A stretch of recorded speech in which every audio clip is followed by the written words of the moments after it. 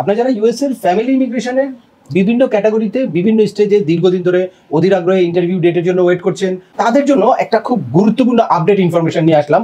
অনেকেই এরকম একটা ভুল করছে, রিসেন্টলি আমার কাছে আসছে, তারা শুধুমাত্র একটা ডকুমেন্ট আপলোড করার কারণে, অর্থাৎ আপনার শুধুমাত্র একটা ভুলের কারণে আপনার ডকুমেন্ট কোয়ালিফাই ডেট 2 বছর পিছিয়ে যেতে পারে, সাথে সাথে আপনার ইন্টারভিউ ডেটটাও 2 থেকে 3 বছর পিছিয়ে যেতে পারে। আপনাদেরকে একটা সুখবর দিয়ে শুরু করবো, সেটা হচ্ছে আগামী 26শে ফেব্রুয়ারি ঢাকার গুলশান লেকশোর হাইটস হোটেলে 4টি পৃথক সেমিনার নিয়ে আমি হাজির হচ্ছি আপনাদের সাথে।